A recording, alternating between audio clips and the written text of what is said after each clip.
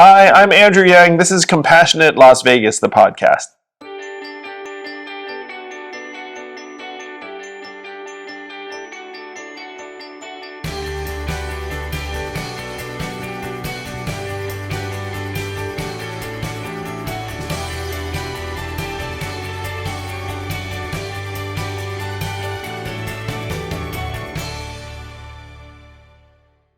Welcome to Compassionate Las Vegas, the podcast. I'm Will Rucker, and today we've got a very special guest in our political season, which who would have thought we'd talk about politics here, right? So I'd like to welcome Andrew Yang. Hello. Hey, it's great to be here. Thanks for having me. So glad that you're here. I'm truly honored. And when I say I'm honored, I don't just say that because, I'm supposed to. I mean it. Oh, wow. That's so kind. I'm thrilled to be here. One, to support your campaign. Will needs to get into the Nevada State Assembly where he can do the people's work. And two, just thrilled to be able to sit and discuss these issues with a leader who wants to help people and promote compassion, solutions. I know that that's one of the things that we're going to talk about. Yeah, so dive right in. And this is the hardest question, I promise, of the entire show. And it's simply, how do you define compassion? Compassion is genuinely feeling someone else's pain or struggle and having that influence your behavior or attitude. I like that. That brings in the empathetic piece as well as then the action piece, which I think is so important. Yeah, I get frustrated when people restrain their empathy to inaction, shall we say, or faux action, which right now takes the form of social media. It's like, hey, if I liked or hearted or retweeted that, then I did my job. Meanwhile, someone's life is not going to be improved by that. Yeah, absolutely. And social media has been, of course, anything that you're trying to promote, it's one of those necessary evils, so to speak, where you have to engage, but it's so polarizing. Yeah, I say all the time that social media is pouring gasoline on various fires that are being started in our public discourse, where first you have political incentives that drive you towards corners and particular directions, which is one thing the Forward Party is trying to remedy. Then second, you have media organizations that enjoy separating us into camps. And then you have social media exacerbating the entire thing and separating us into 1,000 or 1,000,000 different camps. So it's going to be tough to bring us back together. It's one reason why candidates like you are so important, in my opinion, because it's very, very difficult for someone to spend 5 seconds with you and be like, oh, this guy, like this guy just wants the clout or like the authority. Anyone who spends any time with you is like, okay, like I may or may not agree with everything that Will's about, but I certainly sense he's positively intended and he's a person of faith. Yeah. Let's talk about those intentions for a bit, because with the Forward Party, one of the things that you have constantly had to battle against is you're just really promoting yourself. You ran for president and then ran for mayor, and now you have a party. And so people are like, well, what's the real motive? And I don't just mean like conservatives, it's conservatives, liberals, everyone's kind of coming. How do you balance just navigating that and staying true with your true intention? What's a really odd critique is that it's actually about 1,000 times easier to promote yourself as part of one of the two major parties. You know what I mean? There's like this giant apparatus built in and a lot of energy and press, and then you raise your hand and do that. Then people are like, okay, I get this. And we're seeing folks, including folks I know, who are getting distorted or shaping themselves because they're running in one party or another, and then they're saying all these things. I'm like, I don't think you really believe that. But that is where the energy is. Mm-hmm. So someone saying, hey, you're starting this new thing because you want the shine. It's like you have these billion-dollar parties and apparatuses, bestowing that upon people. Like, we're trying to build an alternative because it's what the country needs. It's what people want. And we're trying to reconnect this bond between people and their representatives, which right now is fractured and attenuated for a bunch of reasons. Yeah. So the way I view this party, and please tell me if you view it differently, is we're kind of the tip of the spear. And then we've got to just get everybody else to kind of come along, because what you're doing is really saying, let's collaborate. Let's do the things that make sense to the most of us, which of course scares progressives because they hear moderate and think status quo. And it scares the conservatives because they're like, we don't want change. So do you see the party as kind of that tip of the spear, or are we past that? Are we more forward than I would say? No, I think your perception is spot on. Where we're this vanguard, and I ran for office on some pretty bold policies, and so I think there is this misconception that you necessarily that being moderate in tone or approach or collegial or conciliatory, maybe we all come together and we decide we want to do something really big. You know what I mean? Like just like the fact is right now, nothing big is going to get done in this current system because you don't get rewarded for doing anything big. And so if you reform, I'm still about the same things I was about when I was running for president, including Dr. King's vision against poverty. And I mean, he was also against racism and war, which I'd also love to, remedy. But poverty struck me as the easiest, frankly. Oh yeah, because poverty. I mean, there's a solution to poverty. Just put a certain amount of money in people's hands, and then you've pretty much done it.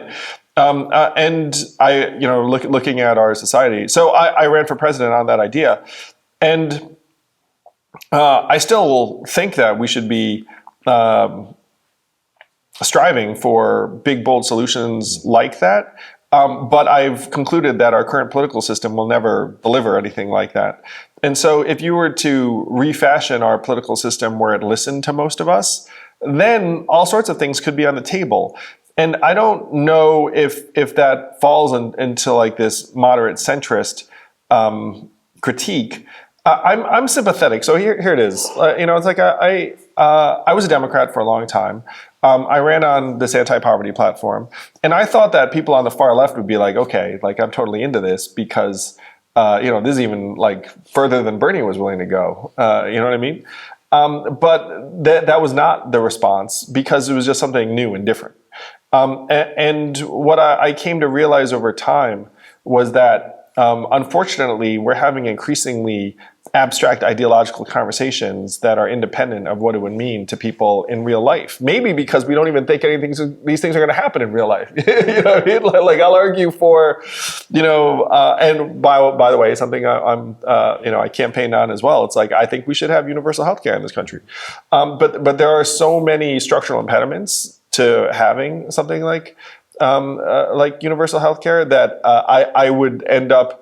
I would pose the fact that again, we need to reform our political system if we're going to be able to deliver on certain things. So there are different reasons why people are going to come to this conciliatory space, this compassionate space, and we may have wildly divergent policy views.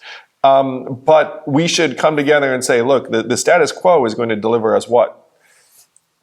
Antagonism, hatred, ruin, dysfunction, regardless of where you are on this generally fabricated left-right ideological spectrum. Like you look at it and be like, look, like we're all going to lose in this world. So let's try and fix this. And then if we can have intelligent, principled discussions about what we really want to do, then I might not get everything I want, but I'm still going to be in a better place than I am now, especially if you're one of the vast majority of Americans who feels like you're on the outside looking in. What I say is like, it's not left versus right. It's not like this other set of Americans are your enemy. It's those of us on the outside looking in versus those who are kind of at the few levers of the machinery on the inside. And the outsiders at this point are the alienated or the marginalized or like the left behind. I mean, must outnumber the insiders at this point, what? 10 to 1? At least. Yeah. So something very dramatic. And so when you raise your hand and you're like, yeah, I don't think the system's working so well for me, they'll be like, who's to blame? Those people over there who are not like you and they disagree with you on this or that. And you're like, I'm not sure that's, I don't know if that's my problem. It's one reason why I'm so pumped about opportunity here in Nevada to move away from party primaries, because the party primaries end up setting you up in this like, hey, it's like this tribal conflict, and there are these two tribes, and like you're going to be in one tribe or the other, and then we're going to like and the darkest thing is when you go to them and be like, hey, we'd like to change the system. It turns out the people in those tribes like it this way. Yeah, let's dive into ranked choice in just a minute. But before we get there, healthcare. You mentioned you were for universal healthcare, universal basic income. I think that all of those are moderate ideas. I think that everyone having a college education in the year 2022 is a moderate idea.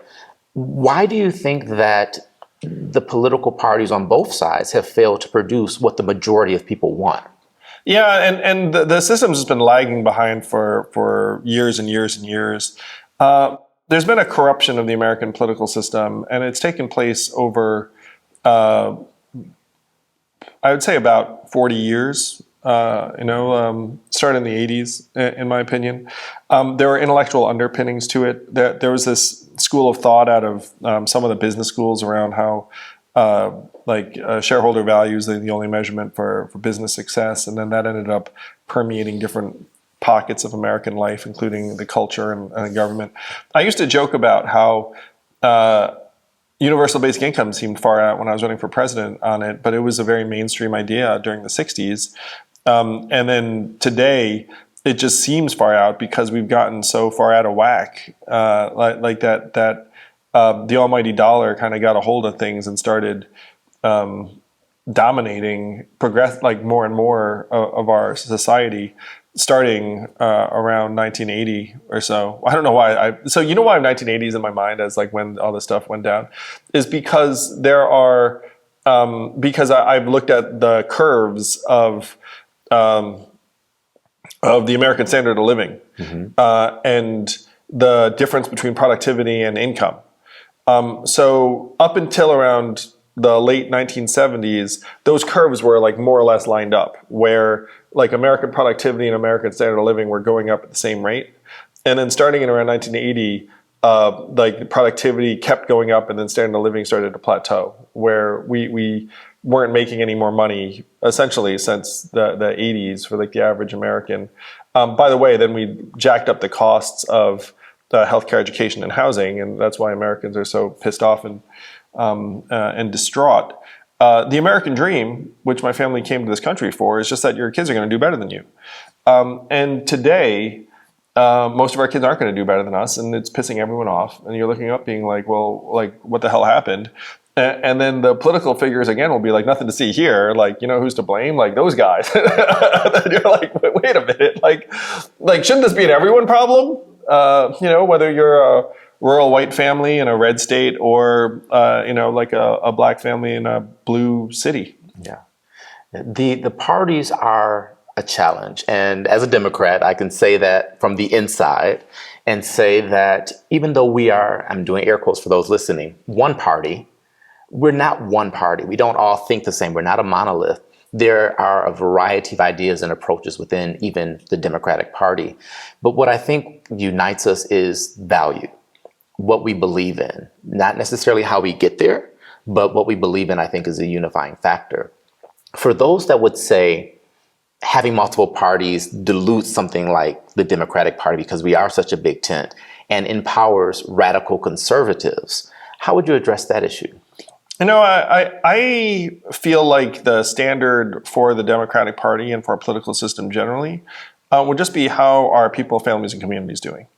And so if you make the argument that, look, like the current mechanics are working great for people, families, and communities, then I would respectfully disagree and say, like, it seems like people, families, and communities are not like, prioritized in this political system. And that should be the entire goal of the political system. Like the goal of the political system should not be any one party or another. The purpose of our politics is not our parties. The purpose of our politics is whether our kids are going to live better lives than we are.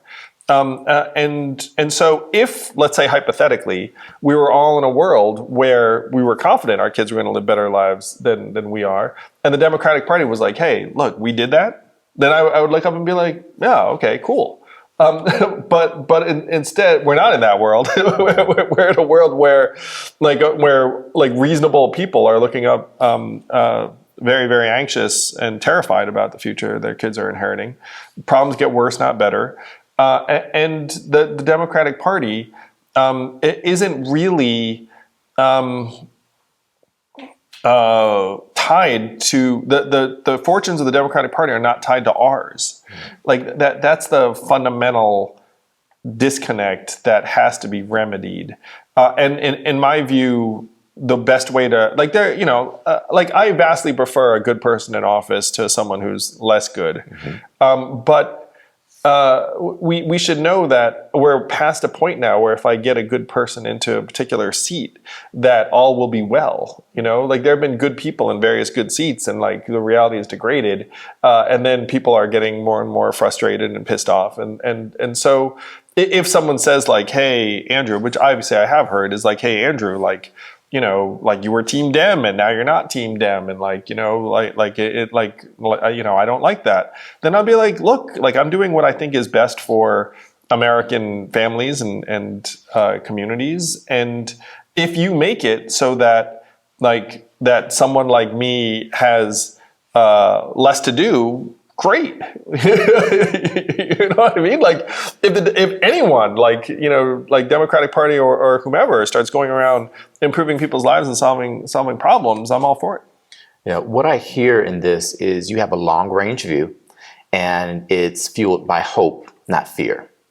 And for me, one of the things I would seek to do with this podcast is really amplify hope and give people a reason to believe that things are possible again. And I think there are a lot of people who have lost hope and are so disenfranchised that they don't think better is possible. And so different is very scary. And so I want to talk about ranked choice voting because it's been such an issue, and we're at the tail end of the election and quite a few folks have already voted. So, we're talking to the folks that are really either on the fence or just, had obstacles to keep them from voting. But one of the arguments against ranked choice voting is that it doesn't fundamentally change the issue, which many people see as the undue influence of finance in politics. What do you think about that? I would agree that money in politics is a massive problem, and I wouldn't suggest ranked choice voting is going to fix it. I think that we should be trying to fix different problems in different ways. But I do think that ranked choice voting would open up the system so that, let's say that I was someone, actually I'll use myself. Let's say I was someone from another party, shut up and be "Hey guys, I want to give everyone money. That's my big idea." And you have ranked choice voting, then different people can say, well, you know what?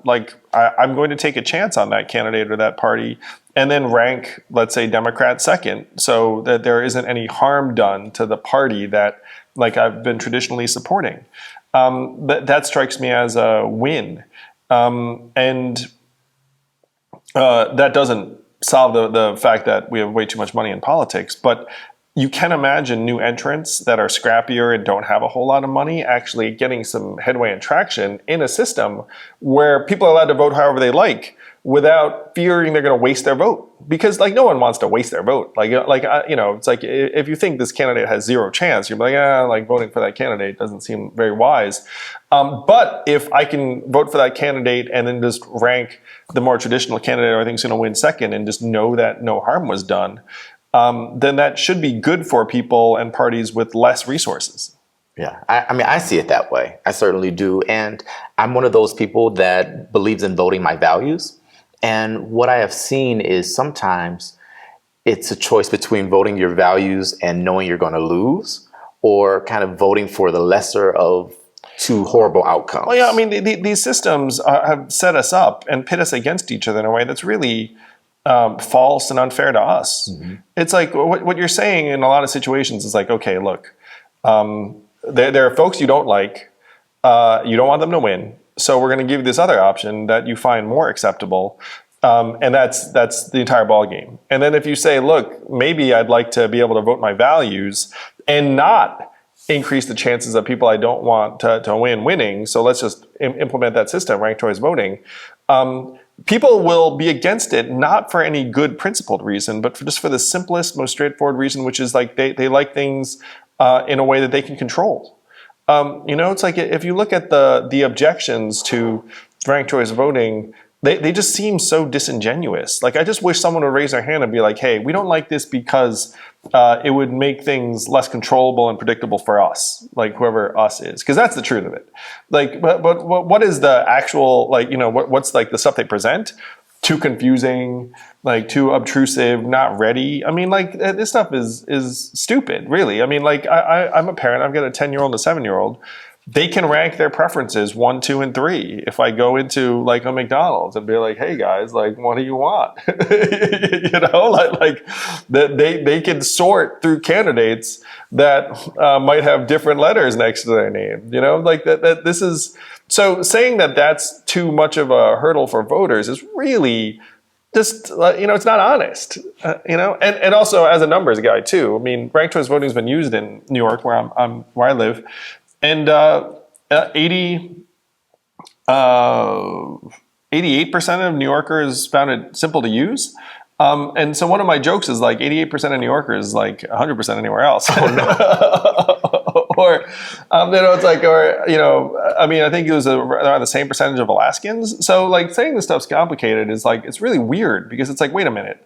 Like 9 out of 10 folks in these other places found it easy to use. And even the 1 out of 10 that didn't find it easy to use, like, figured it out. You know what I mean? It's not like they just like got discombobulated and like ran out and didn't like fill out a freaking candidate.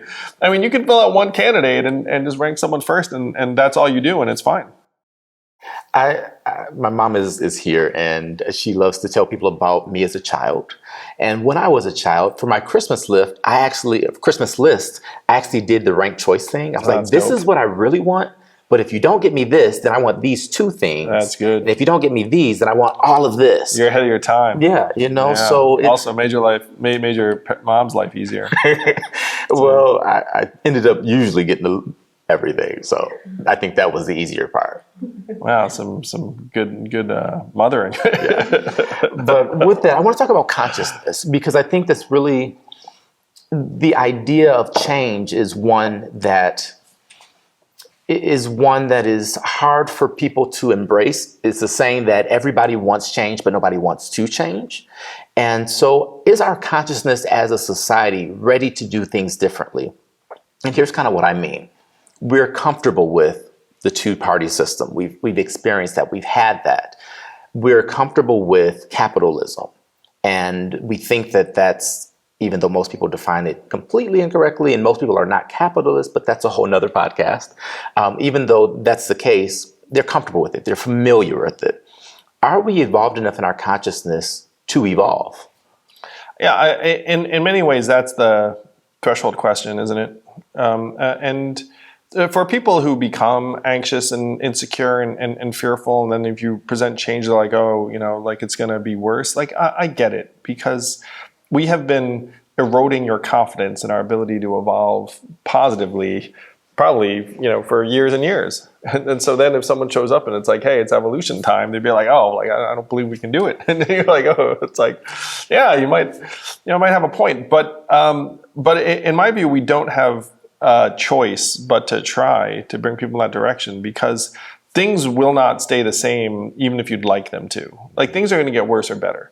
And in many cases, things are getting worse, not better. And so then your only choice then is to be like, okay, let's make things better. And then you have to get enough people to have their heads up and have a mindset of compassion and hope and abundance and optimism and possibility. I mean, I think my value add in many ways is that I can see things that are possible and then let other people know it's like, hey, we actually can do these things. We can do better. And I've lived versions of it myself. I mean, I was like the child of immigrants. My parents came here and like I was just told, get good grades and get a good job and the rest of it. And then I started a company and it failed. And then I got up and tried again, and then ended up doing a whole set of really unlikely things in like a relatively compressed period of time. I mean, heck, I ran for president of the United States as a nobody. raised $40 million, made 7 presidential debates, outcompeted, a dozen political brand names, mainstreamed an idea that most people thought was far out initially, but now a majority of Americans are for. And now when you look at our two-party system, like we need the same kind of evolutionary energy and mindset being like, look, guys, like you can do a holding action on the way to ruin, which is, by the way, where we are right now. Or we can actually try to do things differently and better, adopt processes that will make us more accountable and representative, elect folks like you who don't want to just bang the party drum and will work with anyone who wants to do good, and your values driven. You'll try and be universal and not parochial, I think, so I've run for office a couple of times. I've supported dozens, hundreds of people who've run. And most of the people that I've supported have been really well-intended, exceptional humans. And many of them have not won their races. And so you see that there's this, you imagine that there's this correlation. It's this good person's doing the right things, they should win. And then that's not the way it shakes out, in a lot of these instances. And so you start also, frankly, some really not so great people sometimes win. I've seen that too. And you still have hope that there's this mindset of optimism that can help win the day and make it so that more positive outcomes happen. Because I think that that's the struggle the country is undergoing right now, is that you have pessimism versus optimism, or anxiety and fear versus generosity and compassion. And I would say right now the negative forces have an edge or are winning for a whole host of reasons. And that's scary. But the fear, if anything, it should embolden us, because you're at a point now where you're going to experience change in some way, and you can experience positive change very, very quickly, just as you can experience negative change quickly. Yeah. What's the one big lesson you took away from your presidential run? That I married well. Still married. So this is going to sound, this is maybe a little bit specific, but I've learned of the importance that the media has in certain contexts, like a presidential primary, where most voters are taking their cues from certain media orgs, and these media orgs sometimes don't play it straight. You know what I mean? I mean, that's one of the things that, I went in with a higher degree of faith than I came out. I can totally see that. I've watched some of your interviews online, and I'm like, are you serious right now? Are you really asking him that question right now? And it's frustrating for me because I've been asking questions a long time. I've been asking them really my whole life, and I ask with curiosity. But what I see in the media, and which amplifies some of this extremist conspiracy theory driven energy, is that it is disingenuous. But the media really is trying to pigeonhole you into a position that's not yours. I did a radio interview this week, and the host asked me, what's the one thing you're going to do when you get in office? And I'm like, that's a great question. I'm one voice out of 42, and it has to go through the Senate and to the governor. So I can't promise you anything, but that doesn't make for good radio.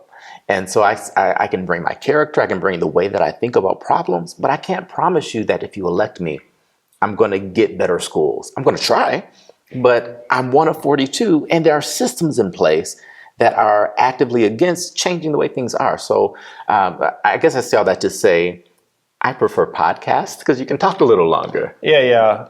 It's so the media definitely ends up trying to drive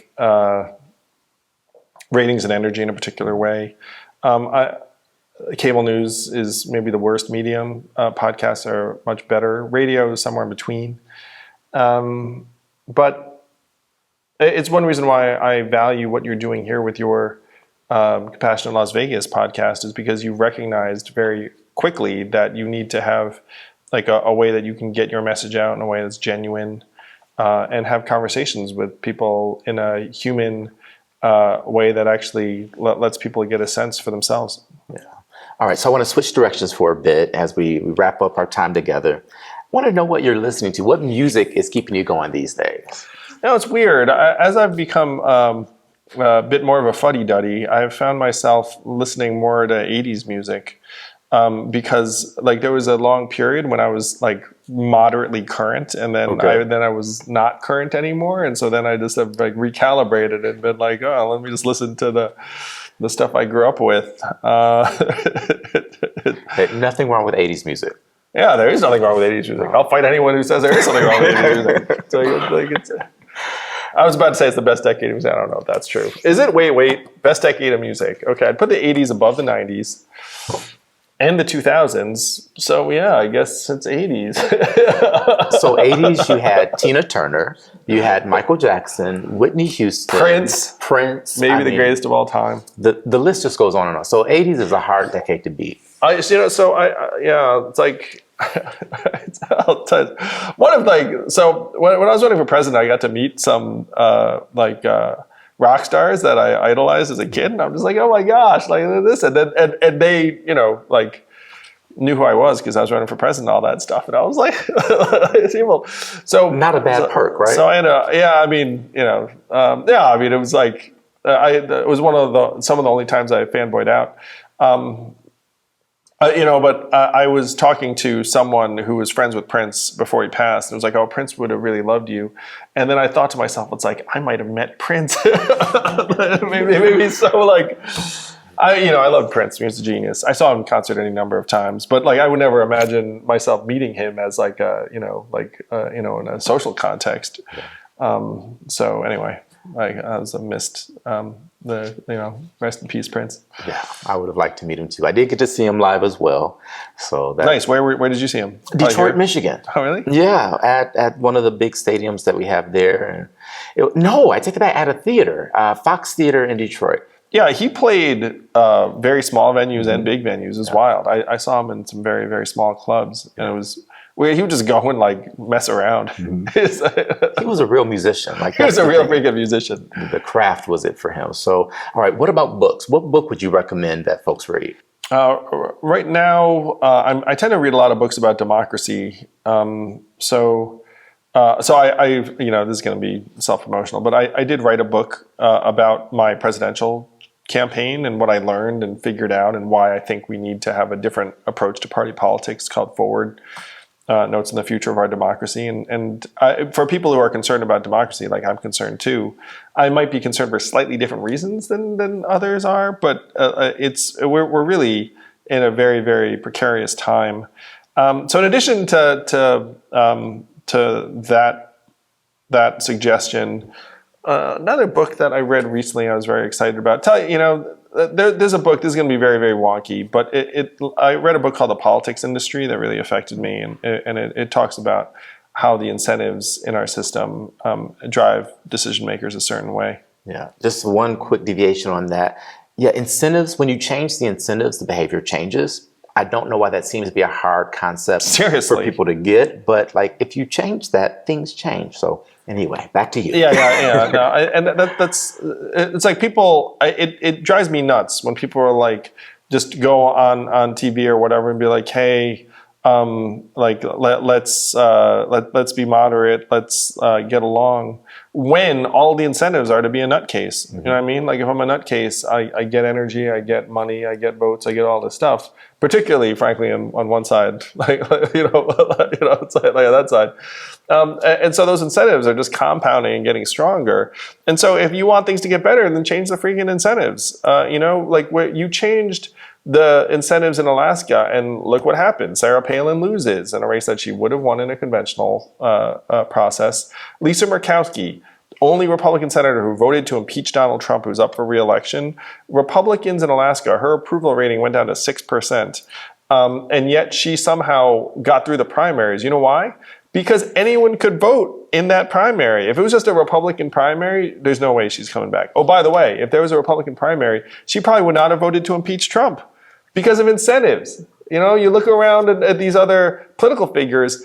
If you expect someone to do something that's professionally career-ending, like, you're going to be waiting for a long time. You know, so like what you should do is be like, let's make it so that you actually get rewarded for doing the right things. Expecting someone to do the right things when they're getting rewarded for doing the wrong things is just unintelligent. Yeah. And you picked up on something I hadn't connected, which is if she hadn't had the ranked choice system, then having to face that primary in a traditional way would have discouraged her from doing the right thing. So I heard that half a dozen Republican senators have gone up to Lisa Murkowski and said, I envy you so much that you don't have to deal with the primary. Now, can they say that out loud? Of course not, because the Republicans in their party would be like, "Oh, you don't like us?" But there are a bunch of Republican senators that are like, "Oh my gosh, if I could just be free of that primary, I might, like, I too might have voted to impeach Trump or whatnot." Because like, a critical mass of those Republican senators freaking, like, can't stand Trump, but then they'll just like fall in line, which is the path to ruin in this country. You have people who are going to be rewarded. And so one of the most stark examples, and this is something people here might not know about.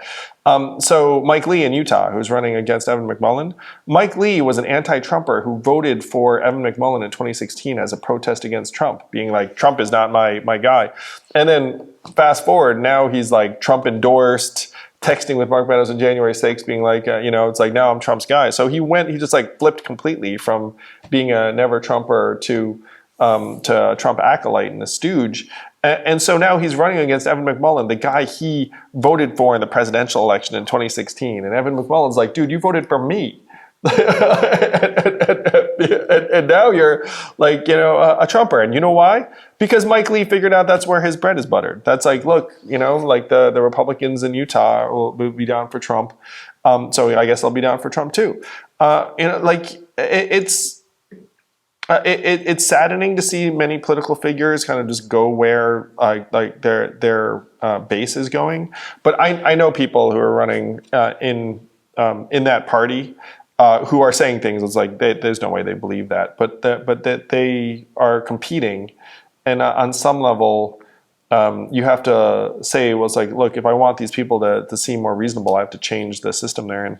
Yeah. If we look at our ballot question here, yes on 3, there are several organizations that have just left that off of their cards. Vote for all of these candidates, vote for this, vote yes on 1, vote yes on 2, and then as if 3 doesn't exist, which I respect that they didn't just say no, but I also am like, but you actually support this. And so why wouldn't you tell your base? It's because of fear. Because it's like, oh man, do I really want to go against like the party establishment and get someone mad at me? I mean, like, it's one of the things too. When I left the Democratic Party, like, I was shocked at how much, people would close ranks. Like, people that I considered myself to be very, very cool with. I'm still cool with some of them, but like some of them, you could tell are just like, and so there's a lot of fear. And I think that that's really bad for all of us, that if folks can't express their support for this ballot initiative because they're like afraid of like pissing someone off. I'll rewind to something, during the pandemic, I went on CNN was talking about how, like, they should pass a relief bill at a time when 80% of Americans wanted a relief bill, like in late 2020.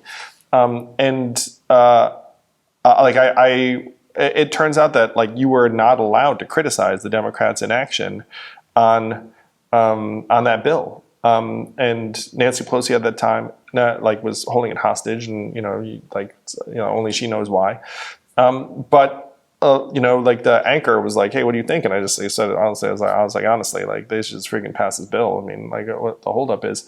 And there was this need to correct me that I was just like, I thought it was mind blowing. Where anyone who wants to look this up, they can.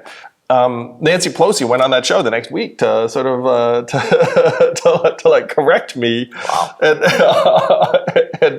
Wow. Yeah, so you're just like people can't express their opinion. Like what the heck's going on? Like like that was wild. And by the way, her like correcting me was not a confidence inspiring performance, and ended up you can also look that up. It was, all right. So if you had a magic wand and you could do anything in the world, and it's not passing ranked choice voting, aside from that, what would that thing be? I mean, it would be massive poverty relief. I mean, like, we end up winning ourselves as a parent too. Like you invest in kids, like you'll get returns back many times over. The child tax credit showed that. You look at health, productivity, mental health, education, all outcomes, like all of it, like we'll get it all back. If you're a company, and I've run organizations, and you invest in people, like you win.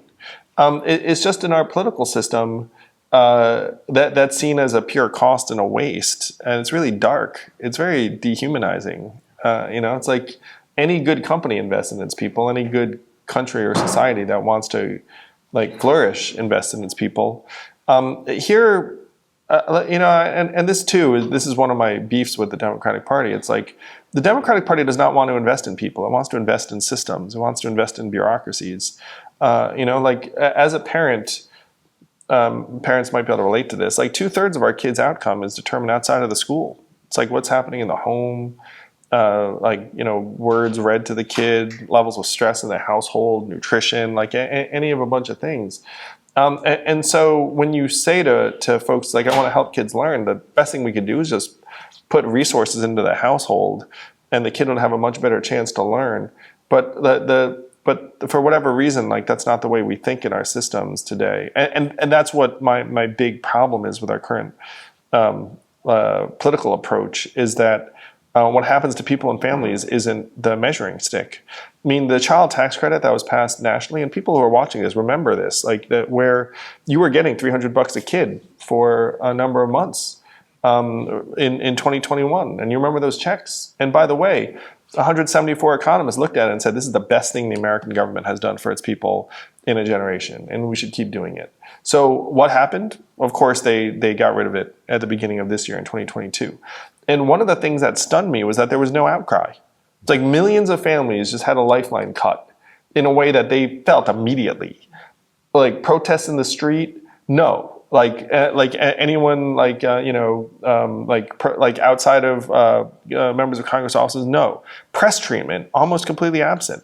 Like just the people and families did not matter. So if you ask me what I would do if I had a magic wand, it's just to like put resources into people's hands and lift people out of poverty. I think that's something that's hopefully going to get you a magic wand when you leave here. I'm still working on it, and my belief. I mean, people come up to me sometimes. They're like, "Hey, Yang, where's my $1,000?" And I say, "Still working on it." But like the ways to get there are through reforming our political system, voting yes on 3, making it so that people and our leaders are actually connected, and then our leaders might actually deliver for us. Awesome. Well, thank you so much for joining the podcast. It's been beyond a pleasure. I mean, I could keep you here for several more hours, but I think our audience is probably like, okay, great. So I do appreciate you. I appreciate you being a visionary and having the courage to fight for change. That's big.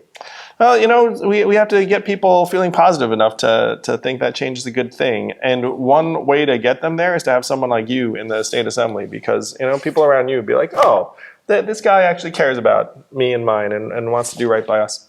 Thank you. This has been Compassionate Las Vegas, the podcast. I'm Will Rucker, and as I always remind you, you are not just a drop in the ocean.